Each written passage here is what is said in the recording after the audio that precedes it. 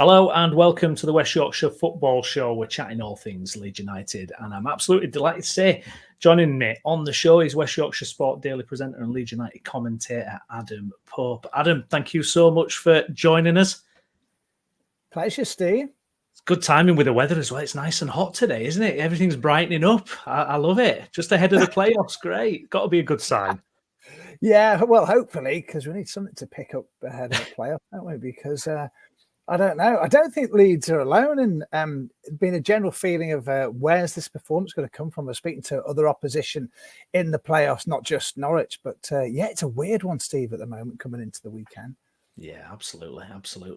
Now, just before we get into it, please do smash a like on the video and subscribe to the channel for more content on Leeds and all our teams across West Yorkshire as well. And as you've mentioned there, Adam, just before we kind of get into the playoff talk, been a huge drop-off in form for Leeds recently since the international break. Were you surprised by how much they have struggled since coming back from that international break? I am, and I know there's mitigating circumstances in the sense of some of the injuries that have occurred during and since. Gruev being one of them, for example, a fairly meaningless set of games and comes back and having become a pretty crucial part of the midfield. So I think that's, factors like that have been built into it. But I think I'm not saying people overlook it, Steve, but that huge winning run, 9-10 matches, whatever, to just haul themselves into, let's face it, what many thought was an unlikely shot at the title come the beginning of the season, might have just, I'm not saying paper over the cracks, but skewed people's thinking. So there's no doubt that regardless of the wobble, and there has been a wobble, that people would have accepted this at the beginning of the season, no doubt. But I think the most alarming factor of all for me, well, there's two things, is that I don't think the midfield has ever really got going completely this season, if I'm being honest, but also they're conceding goals that they weren't conceding at the turn of the year for such a long time. And that's the worrying thing for me, particularly in the last sort of couple of months. Yeah, absolutely. I mean, obviously you speak to Daniel Farke on a weekly basis, a couple of times a week, or sometimes even 3 times a week if it's a really busy week. Have you felt a change in his mood recently? Does he look like a man who's really feeling the pressure, would you say? I think he's handled that side of things really well from the beginning of the season, when there was probably a different sort of pressure, just working out who he's going to be working with, to be quite honest, over the next couple of months in terms of players, to the pressure now of trying to get a side up, which he's been there before. So I don't think he's shown it particularly, but I think he's been quite candid, Steve, at times, and drip feeding information about what's happened over the summer and throughout the season to us all. And I think the thing I've noticed is that he is admitting that maybe some of the younger players are feeling it more so, and that there is a dearth of experience in some key areas, particularly up top. And I think Dan James and Patrick Bamford, regardless of your feelings, particularly on the latter, are two. It was almost like a plea that he needed them to be better for these playoffs. And I think that experience has been the thing that I think he's pointed to the most that has been lacking. And I'm not saying it's necessarily playoff know-how, because he hasn't got any of it himself, has he? He's taken sides straight up rather than being involved in the playoffs, unlike David Wagner, of course. But I think that's the thing I've noticed more so, is that he says, look, we've really been punished by injuries at a bad time and to key areas as well. And I think that's the thing I've noticed him go on about a little bit more, as opposed to maybe some decisions or the scheduling, which is something else he's gone on. But that's the message that I've taken from it, really. They need some experienced players involved in this, or those that are experienced, Steve. Someone's got to get hold of this side and drag them through, because I think there's a feeling that there's whoever is out there, there's nobody's grabbing hold of a game at the moment properly, like they were doing, whether it be Ampadu or Rodon or whatever, to really get them over the line, because that's what it's about now, isn't it? It's not form, is it? It's character now that sees you through these 3 games. Yeah, absolutely. I mean, in the Bielsa running, I remember Pablo coming on as a substitute. I don't think he was fit enough to do the full 90, but he seemed to be coming on. He had the experience and just seemed to get the job done for us every time. Whereas, like you say, this time we're lacking in that kind of impact. I mean, yeah, you look at Ayling and what he's done at Middlesbrough, and obviously he did struggle earlier in the season with Leeds.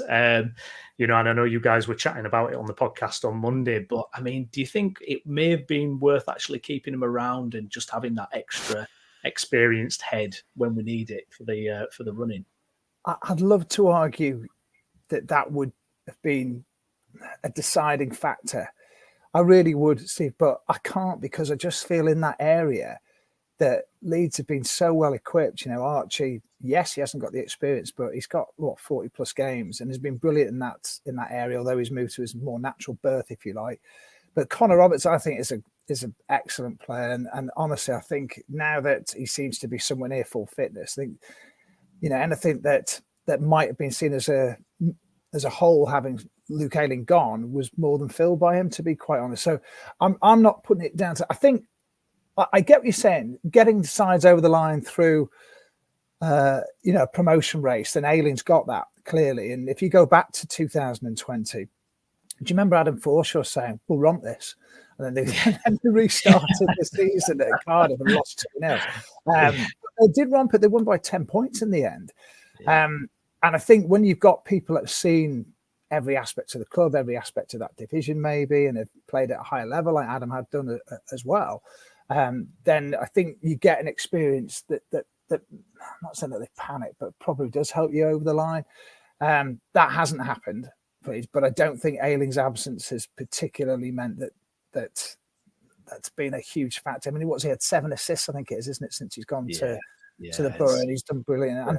And I'd love him to be playing in the Leeds first team, but I think it's fair to say that we felt that, you know, it was time to move on. And as soon as he wasn't picked at Peterborough in the FA Cup, you sort of knew the writing was on the wall. But yeah, it's hard, isn't it, to quantify what is the value of having somebody around that might not be playing, but has a lot of experience. Different for Stuart Dallas because he was injured, I know that.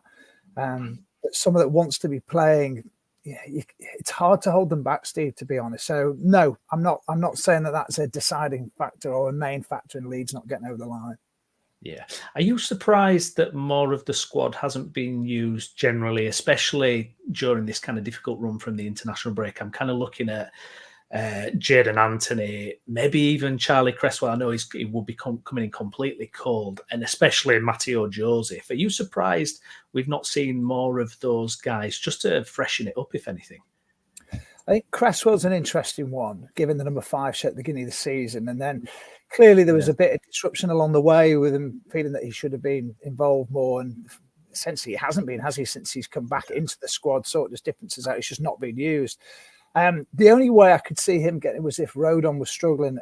It just looks to me like Joe Rodon has picked up a few knocks and isn't quite functioning at full potential at the moment. But so I understand why Charlie's not been involved. I do think there's a case for height from set pieces where we've seen Cooper and Strout in the past, or not that long ago, obviously at the beginning of this season, where it's proved a factor. Charlie's a big lad.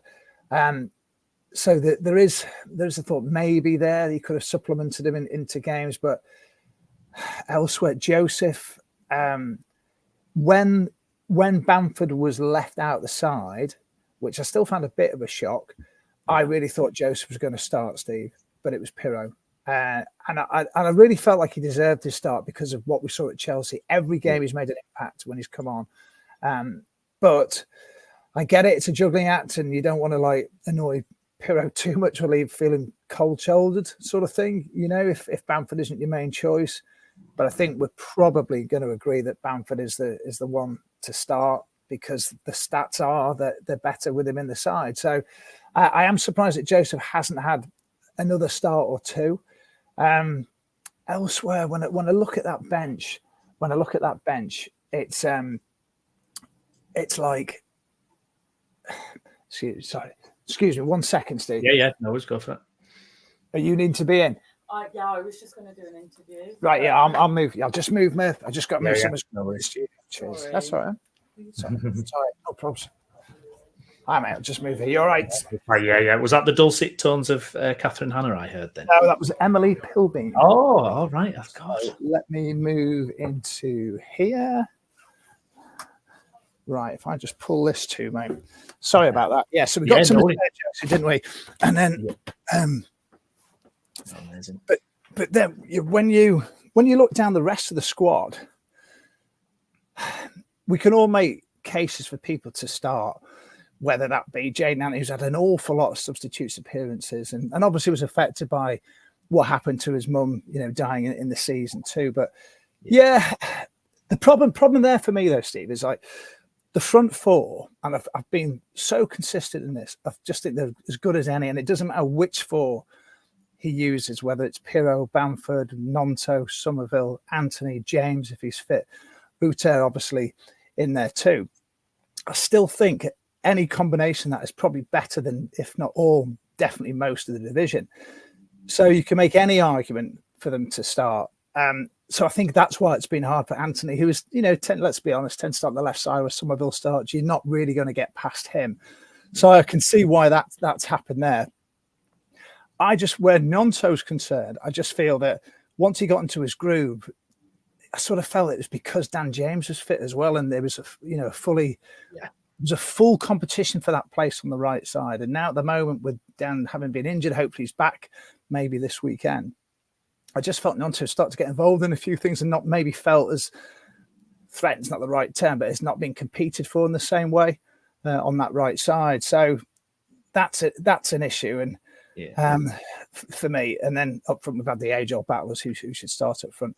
But Ruter, the other thing, Ruter misfiring at the moment. I don't just mean in terms of shots, but in general, is not the player he has been this season just at the moment. And that hernia thing has clearly sort of affected him. I think that's a huge issue for them at the moment. But again, if he's not quite at it, it hasn't always worked. When Pirro started there in front of him and Archie, we get to see the full expanse of his midfield capabilities, I think. But again, he's not a 10 like you mentioned Pablo Hernandez there. You're not seeing creativity from a midfield unless Ruter produces something.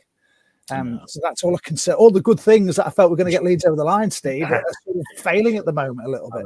It's shocking, isn't it? And unfortunately, we do have to move on to our playoff record as well. We've got 100% failure in the playoffs, which is shocking. I mean, I think I'm still scarred from the Derby one a few years ago. But what's going on with it? I mean, is it some kind of curse on Leeds United, or is it, should we just forget about it and think, look, it's new players, new manager, and anything could happen?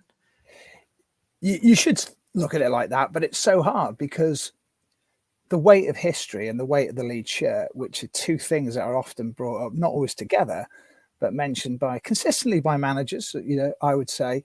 Bar Bielsa was brilliant. He never referred to this, unless it was in a kindly way, but he never referred to that. And Daniel's been pretty good like that as well, I think. But look, going back to 87, and I remember this being when I first came to Huddersfield, being a student and watching, I think it was the highlights that day, with a whole City fan of Leeds losing, Billy Bremner's Leeds losing to Charlton over 2 legs. And then it was a decider at Birmingham, wasn't it? Yeah. And that was the first ever playoffs. And, from then, is it a curse? Well, I think Leeds is a fan base that does feel a bit cursed by it. But look, if I'm being honest, no. Although I've been involved in 4 myself with Leeds, 2 finals lost, 2 semi-finals lost. We were just saying as well, Steve, the other thing too is having home advantage hasn't necessarily been, for the second, it hasn't been great. Leeds had a home advantage against Millwall, lost that one. They had a home advantage second against Derby, lost that one. But the 2 where they were at home first, they came through. So there's no rhyme or reason. The issue for me is not turning up on the biggest occasion, and that happened to it against Doncaster and certainly happened against Watford. And my concern was that I saw reflections of that in the QPR game. But again, you can't draw a correlation between squads over decades that are different. If I felt it was largely the same squad that, say, Bielsa had or Marsh had or something like that, then maybe I was seeing a repeat sort of issue, then maybe I would. But no, I can't do that. You have to treat it separately. And maybe it's a good thing, Steve, that Daniel Farke hasn't had a playoff experience. Yeah. And he's going with a fresh, but not thinking about all that stuff. But we all do, don't we? Because we know I was going to, because obviously you've been involved in so many as well. I mean, it's them horrible days. What's it like for you guys then, on the gantry and you're watching it and you're kind of just seeing this unfold? I mean, the Derby one that was just something else, wasn't it? And it always seems to be that way with Leeds, doesn't it? These dramatic games that we always seem to be on the wrong side of, unfortunately. I mean, that one was particularly bizarre because I just thought Leeds played really well away from home at Derby. Great goal from Kamal Roof, brilliant pass on the day through to him. Great goal finish. He was injured for the second leg, so which we all felt was a bit of a blow because that season they'd sort of swapped quite well, hadn't they, between injuries, him and Bamford. And then Stuart Dallas was immense. I just remember Stuart Dallas being brilliant in that second leg, and game that he wouldn't have normally started. And Bielsa admitted it'd been a mistake not to use him more, and puts Leeds ahead. You think great, but it was one of the weirdest feelings, Steve, ever. Was that mix-up, which I put down to Casilla rather than Liam Cooper. Yeah, just before half time, and Derby going 2-1 behind on aggregate, but it felt like they were in front. It was that weird a feeling. And then before you knew it, they were. Then you've got a sending off. Then you've got Dallas getting Leeds back in the tie. But eventually, they lose 4-2. It is one of the most bonkers games. I remember Bielsa afterwards has said, "You appeared to lose control. How did that happen?" And I didn't know what response I was going to get. He just said, "Yes, we lost. It was inexplicable. We lost control for 10 minutes either side of half time." I've generally not seen a game as crazy as that. I don't think in such a short space of time where you can be thinking, right, cruising to losing. And, that fourth goal was an absolute, and seeing them celebrate on the pitch as well. And it was really, really tough. Yeah. Just to mention on that, you mentioned about celebration. It's just reminded me, what do you make of all this kind of Leicester and Ipswich kind of celebrations and little digs and, Leeds are falling apart songs and all that? I mean, are you kind of surprised it's kind of, there's been so much of it, really? Yeah, I am, to be honest. It's almost, and it's almost the first thought, isn't it, of some of the fan bases to go and thought, let's go and have a go at Leeds. Look, it's a massive testament to Leeds United that this happens. I mean, it happens at Old Trafford, even if Leeds aren't in the same division. It was happening even when they were in League One, even before the FA Cup, so Jermaine Beckford Day and all that. So it's that. It's a great testament to Leeds that they're still sung about like that. But I just find it bizarre that whatever club you support, your first thought is to have a go at something that's not even there. And who knows? Leeds could have the last laugh yet anyway. Yeah. So I do think it's bizarre, and I do love it. I mean, I always remember after getting promotion, I know it was COVID, but we managed to go pitchside and speak to Luke Ayling and Liam Cooper and Stuart Allison, and they were all singing, Leeds have fallen apart again, which is great. So it's right in there. But to see Leicester do it and to see, others do it when they've not really won anything in particular, I do find it really bizarre, Steve, to be quite honest. But I'm just hoping that this is the year that it changes and everybody gets it shoved right back at them. Oh, yeah, please get the last laugh. So it's the playoffs. It's on Sunday, 12:30. It's Norwich away in the first leg. Obviously, they have got plenty of experience in their team. McLean, Barnes, Duffy, although we don't know what's going on with his situation. But they're being obviously a bit up and down themselves. What kind of challenge do you think they'll be for Leeds? Well, I've got to say, having thought that Leeds were going to finish second since about September, I really did. I thought they were going to finish second, but a long way behind Leicester. And as it happens, hasn't quite panned out like that. I'd sort of having beaten Norwich twice, and I looked at Norwich a while ago and I thought, Wagner had been close to the sack a few times this season. Yeah. So it appeared if you listen to fans and what have you. Yeah. And I've spoken to Norwich. I've got a Norwich fan who works with us here at BBC Leeds. And he's weirdly, Steve, he's sort of quite flat about the playoffs in the sense that he says, look, we're all right at home, hopeless away, lost twice to Leeds already, although they did play pretty well in both games and obviously had a 2-0 lead, which they squandered at home. Not feeling it. They're not feeling it, or it would appear. So, and I look through the side and I think, yes, there are a few threats. And it is interesting, isn't it, that Duffy's, obviously, for those aren't aware, he has been charged, hasn't he, for a driving offence under the influence of alcohol, it would appear, which is not an ideal build, is it, coming into the weekend. I think their feeling was that they are quite surprised that they've made it through to the playoffs. And they did sort of want to, And I think maybe I was too. They sort of snuck up on the rails. My fear was Hull were going to overtake West Brom probably and end up in 6. I always felt Norwich were going to make it. But Wagner's, he's a wily old fox, as we know from his time at Huddersfield Town, and he won't fear this at all. I do look pound for pound. I feel Leeds are going to be stronger than them, and if the quality shows, even if the 3/4 shows, I think that's going to be enough to see them through over 2 legs.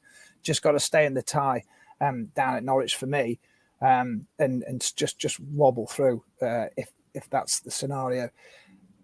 My issue is that everybody's going in with red numbers in the last 4 or 5 games in terms of defeats. Yeah. And nobody can, even though Southampton were really good the other day, Steve, against Leeds. And I do agree with Farke, he had to set up in a way that allows Southampton to maybe benefit and second guess Leeds and play much more expansive than they have been doing since they last played Leeds back earlier in the season. So even though they'd lost 3 on the bounce coming into it. So I don't look at anybody, particularly Norwich, to think, yeah, great form. And apparently the game against Birmingham was just like a pre-season friendly, it was resting players, or nobody wanted to get hurt was more the attitude I heard. So very hard to predict. Should go in with no field. They'll go in statistically as favourites, but it's weird. I don't feel like they necessarily are. I feel maybe Southampton have probably got the edge of the 4 at the moment. Yeah. And that the rest is really much of a muchness in terms of form, confidence, all those sorts of things. So biggest week ever for Daniel Farke, Steve. Yeah. Absolutely. Fantastic. Well, Adam, I really appreciate you coming on the channel. It's been fantastic to get your thoughts ahead of what is going to be an absolutely huge game for Leeds. Hopefully it actually goes in our favour for once. That would be nice, but we'll wait and see. Please do smash a like on the video, subscribe to the channel, and also do leave us a rating and review on Spotify as well. I've been Stephen Brown. I've been joined by Adam Pope. Adam, thank you very much. Anytime, Steve. Thanks. Thanks a lot, guys, and we'll catch you again soon. Bye.